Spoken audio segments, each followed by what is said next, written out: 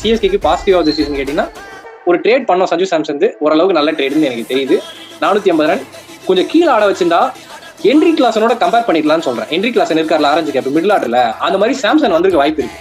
ஏன்னா நம்ம வேர்ல்டு கப்ல பார்த்தோம் எல்லா பாலும் சுத்தல ஸ்பின்னர்ஸ் அகேன்ஸ்டா, பாதி பால் தொட்டு ஆனாரு, பாதி பால் 6 அடிச்சாரு, எப்ப அடிக்கணுமோ அப்ப அடிச்சாரு. அந்த ஒரு லாங் இன்னிங்ஸ் ஆற எபிலிட்டி இருக்கு. ஓப்பனிங்ல ஆனா அது ஒர்க் ஆகல.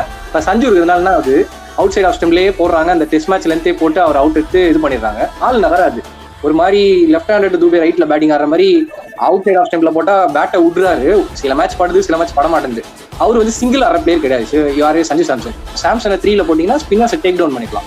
சாம்சனை 3யோ 4 யூஸ் பண்ணா நல்லா இருக்கும்னு தோணுது. ஏன்னா ராஜஸ்தானுக்கு சாம்சன் 3-4 ஆனதுல தான் அவரோட கெரியர் ரன்ஸ் எல்லாமே வந்திருக்கு. ஓப்பனிங்ல வந்ததே கிடையாது ஐபிஎல்ல. இந்தியாவுக்கு மட்டும் தான் அடிச்சிருக்காரு. அதுவும் அந்த 3 மேட்ச் தான். செமிஸ், அந்த quarter final, semis, final 3 match தான் அடிச்சாரு. அதுக்கு முந்தின மேட்ச்ல எடுத்து பாருங்க, அவர் ரெக்கார்ட்லாம் அந்த அளவுக்கு கன்சிஸ்டன்ட்லாம் இல்ல. நான் சாம்சனை குறை சொல்ல வரல, சாம்சன் ஆடுற பிளேஸ் தான் தப்புன்னு சொல்றேன். அவர் 3-4 ஆடினார்னா சென்னையை பார்த்து பயப்படுவாங்க நிறைய பேர். ஏன்னு சொல்லுங்க, தூபே பிரிவி ஸ்பின் ஹிட்டரு, இவரும் அடிப்பாரு.